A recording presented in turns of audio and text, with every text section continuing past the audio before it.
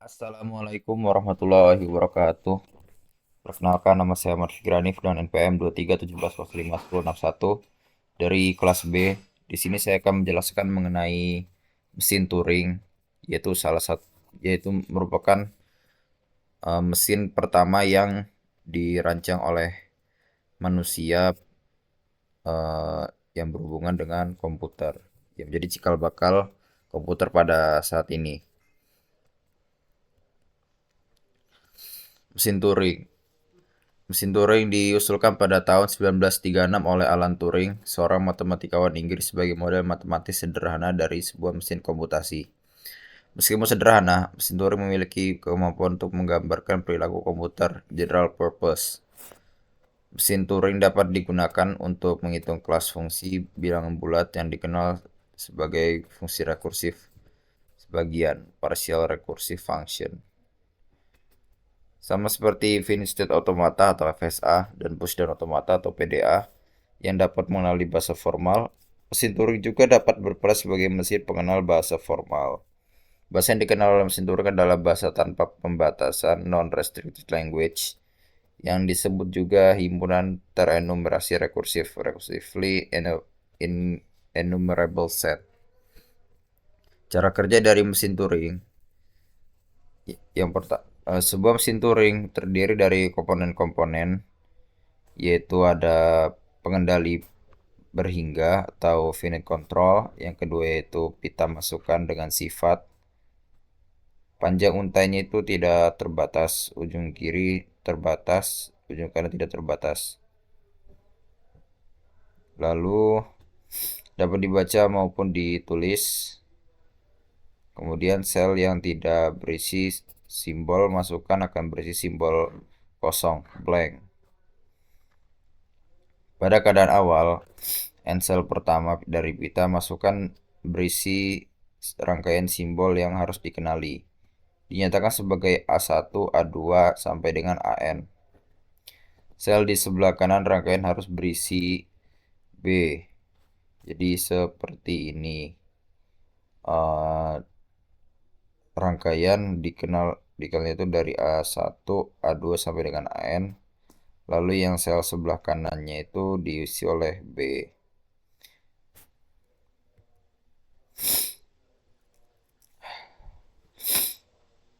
Perilaku mesin Turing bergantung pada simbol masukan yang berada pada posisi head, baca atau tulis, dan state dari finite control. Dalam setiap gerakannya, mesin Turing dapat melakukan salah satu aksi berikut. Yang pertama itu adalah berubah state. Yang kedua, menuliskan simbol pada pita masukan. Aksi penulisan ini mengubah simbol yang sebelumnya berada pada sel tersebut. Perbedaan antara mesin Turing, FSA, dan juga PDA. Pada pita masukan, FSA hanya dapat dibaca, FSA dan PDA hanya dapat dibaca. Sedangkan pada mesin Turing, pita masukannya itu dapat dibaca dan ditulis. Kemudian pada head, pada FSA dan PDA hanya dapat digerakkan ke kanan saja. Kalau mesin Turing dapat digerakkan ke kiri maupun ke kanan.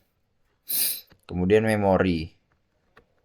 Memori pada FSA hanya pada state-nya. Kemudian PDA itu dibantu oleh stack. Sedangkan Turing Machine itu menggunakan pita sebagai tempat penyimpanan yang tidak dibatasi pengaksesannya.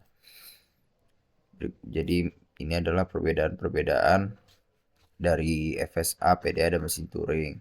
Di mana FSA itu berisikan state, kemudian PDA itu menggunakan konsep stack untuk penyimpanannya, sedangkan mesin Turing menggunakan pita sebagai tempat penyimpanan sehingga tidak terbatas untuk pengaksesannya. Konfigurasi dari mesin Turing secara formal dinyatakan dalam 7 tupel. Yang pertama itu adalah yang merupakan kumpulan dari M,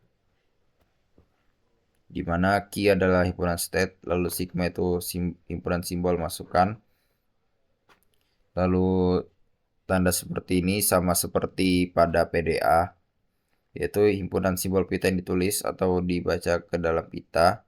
Lalu ada fungsi transisi, state awal, state akhir, dan juga simbol kosong blank.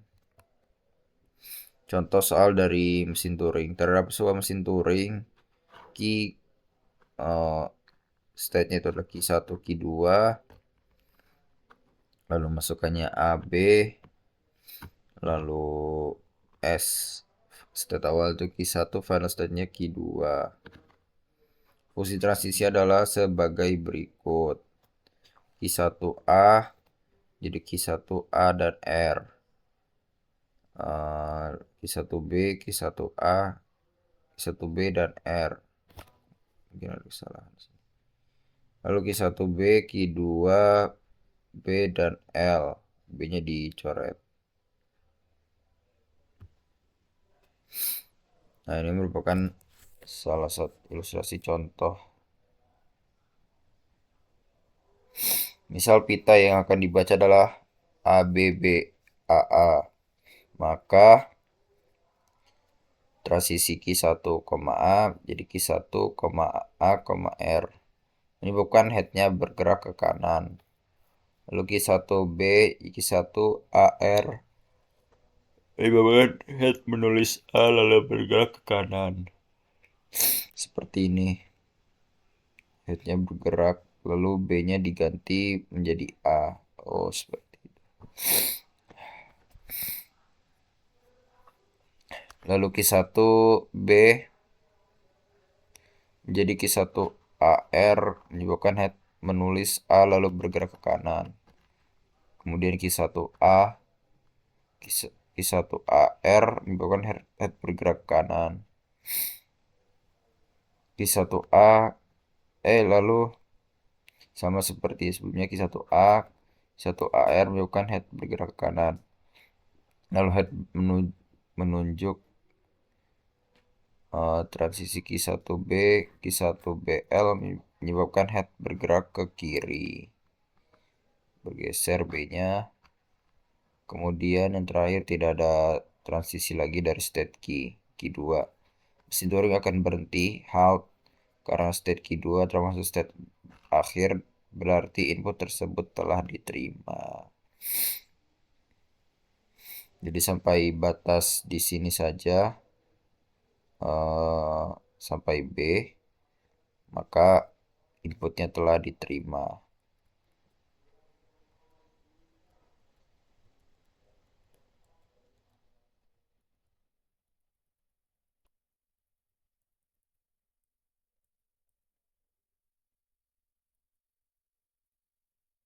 Nah, mesin Turing akan digunakan untuk mengenali bahasa L O pangkat N 1 pangkat N untuk N lebih besar sama dengan 1.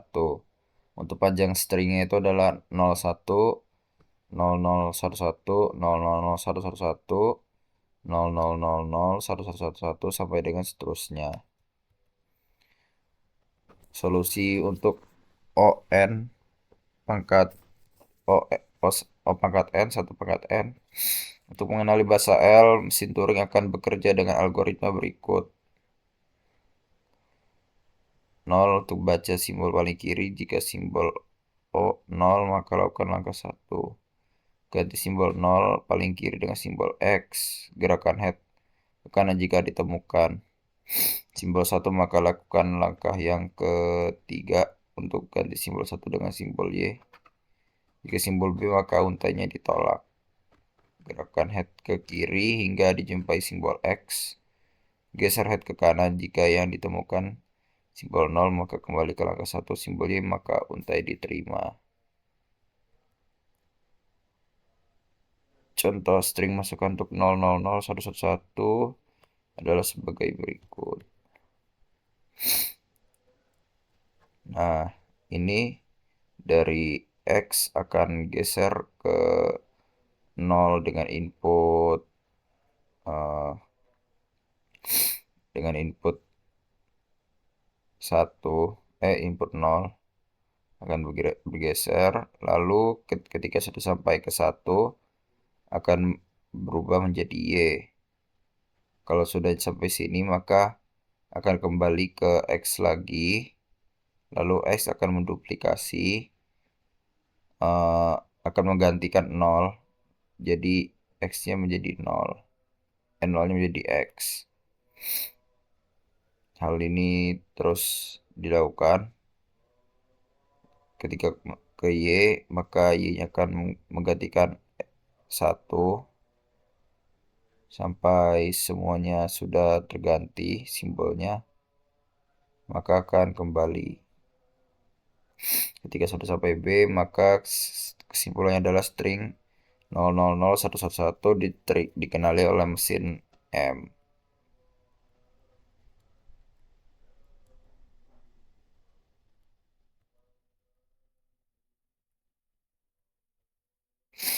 Baik, demikianlah pembahasan mengenai mesin Turing. Selanjutnya saya akan menjelaskan mengenai soal yang sudah saya buat sebelumnya. Untuk nomor 1, jelaskan cara kerja mesin Turing dan mengapa mesin Turing dianggap sebagai model komputasi universal. Jawabannya itu adalah cara kerja mesin Turing.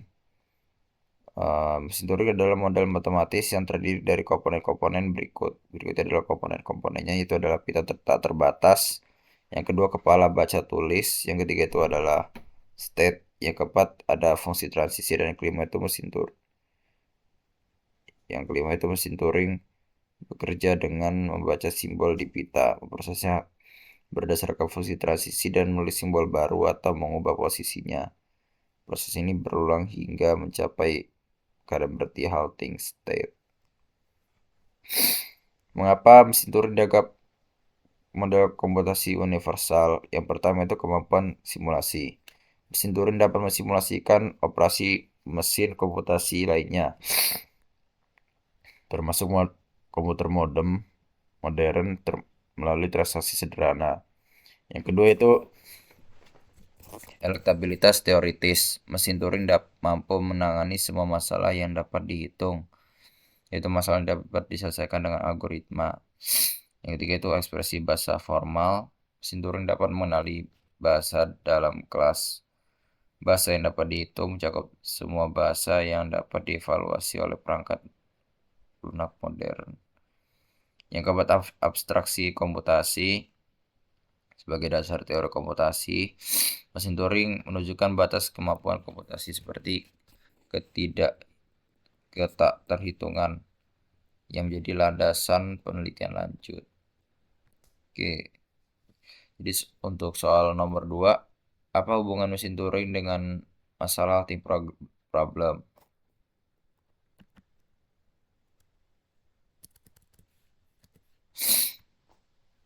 Jadi masalah halting problem adalah salah satu contoh masalah yang tidak dapat dihitung. Masalah ini menanyakan apakah mesin Turing tertentu akan berhenti atau berjalan selamanya ketika diberikan suatu input. Alan Turing membuktikan bahwa tidak mungkin ada mesin Turing universal yang dapat secara umum memutuskan apakah mesin Turing lainnya akan berhenti untuk semua kemungkinan. Kesimpulannya, tidak ada algoritma atau mesin Turing dapat menyelesaikan semua masalah untuk semua mesin dan semua input. Ini adalah salah satu hasil fundamental dalam komputasi yang menunjukkan keterbatasan dari mesin Turing tersebut. Jadi dari soal nomor 2, tidak ada eh, tidak ada masalah yang tidak dapat dihitung, namun tidak semuanya bisa dihitung karena mesin Turing juga mempunyai keterbatasan. Baik, demikianlah penjelasan mengenai mesin Turing dari mata kuliah teori bahasa dan otomata. Saya akhiri. Wassalamualaikum warahmatullahi wabarakatuh.